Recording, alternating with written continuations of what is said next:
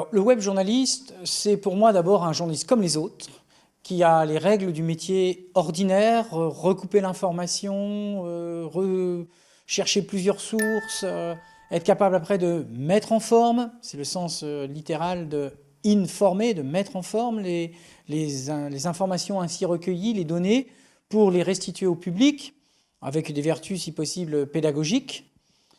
Donc tout ça, c'est l'ordinaire du métier de journaliste. Mais un web journaliste, c'est quelqu'un qui possède en plus deux choses.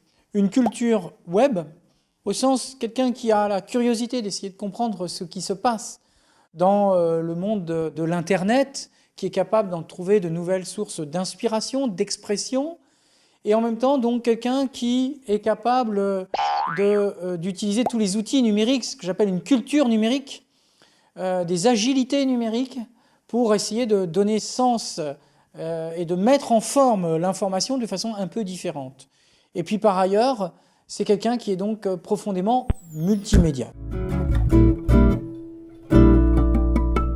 Alors c'est justement ce que je venais d'évoquer, la dimension multimédia de l'écriture du web journaliste. On peut considérer que quand on est un web journaliste, on a 5 modes d'expression à sa disposition. On a du texte écrit, on a de la photo, on a de la vidéo, on a du son, évidemment, et puis on a tout ce que j'appellerais les écritures numériques, c'est-à-dire tous ces outils qui permettent de combiner la dimension informatique avec les modalités d'expression telles qu'on les a définies et qui nous font faire, par exemple, des timelines interactives, des chronologies, des frises chronologiques dans lesquelles on mêle des photos, des vidéos, avec du texte, avec des étapes, dans un outil qui va être plus ou moins interactif, où les gens vont pouvoir aller circuler librement. Car ce qui est important dans la culture web, dans l'écriture numérique, c'est de comprendre deux choses. Un, d'abord comprendre que les gens ont envie de pouvoir circuler relativement librement. On est très très loin d'un schéma, ça tombe, c'est linéaire, il y a un seul point d'entrée, une seule lecture possible. On voit bien qu'on surfe, comme dit l'expression, autrement dit on picore.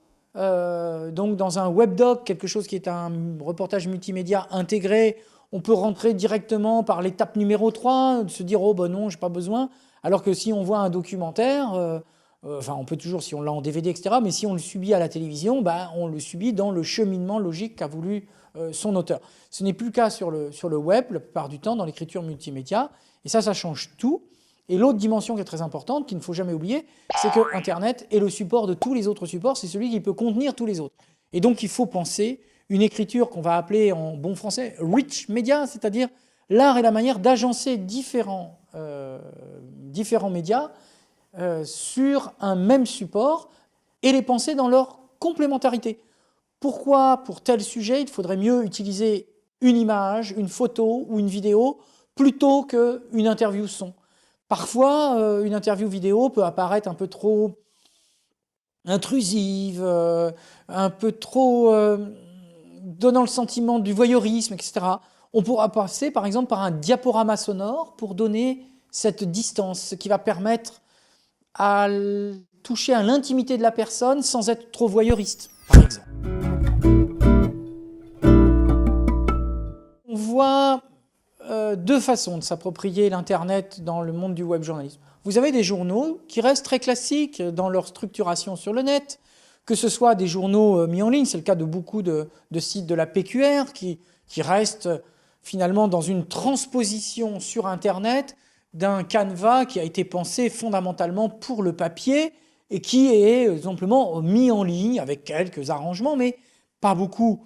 C'est vrai aussi de ce qu'on appelle des pure players, je préfère dire des médias nés en ligne, c'est-à-dire des médias qui ont été créés et conçus exclusivement à partir de rien pour le web, comme Mediapart par exemple. Mediapart n'est qu'une simple transposition en ligne d'un support qui est fondamentalement un support écrit, un texte qui s'approprierait très bien dans un schéma de presse écrite papier vendu en kiosque. Hein. Donc, il y a cette possibilité-là. Et puis pour d'autres médias, au contraire, il y a la volonté d'essayer de trouver de nouvelles écritures, de nouvelles façons de narrer les choses, de capter l'attention.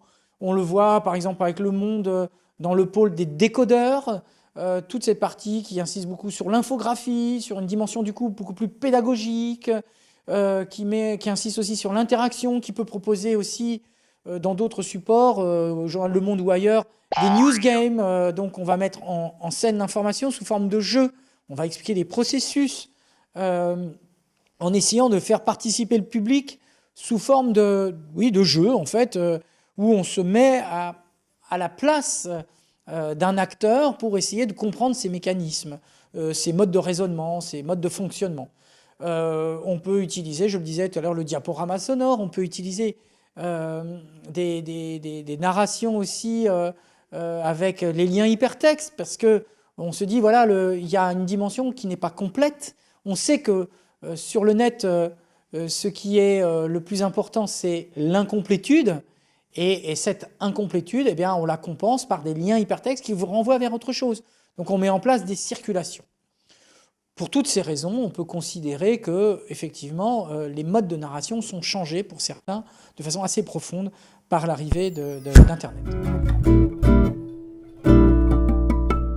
Écoutez, je crois qu'au fur et à mesure de l'arrivée des nouvelles générations, de ceux qui seront plus et mieux formés à ces écritures numériques, à cette approche multimédia, ce que j'appelle, pour rigoler auprès de mes étudiants, les journalistes Shiva, parce que dans un bras, ils ont une caméra, dans un autre, ils ont un papier et un crayon, dans une autre, ils ont un micro, dans un quatrième bras, ils ont un appareil photo, etc. Eh bien, plus ça ira, plus on aura ces journalistes Shiva qui arriveront dans les rédactions et qui seront capables sans doute d'utiliser mieux que les précédentes générations qui n'ont pas été formées à ça, qui ne sont pas natives dans les technologies numériques, eh bien qu'on arrivera à effectivement poursuivre plus avant une volonté d'écriture multimédia et de jouer de tous les ressorts du numérique.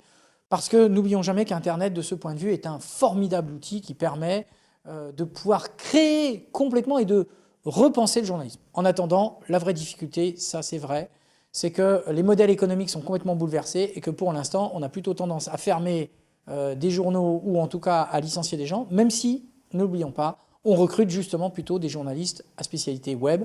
C'est vrai que c'est une phase de transition qui est difficile à vivre, mais je crois que c'est un métier et un moment formidable parce que c'est un moment où on peut réinventer son métier.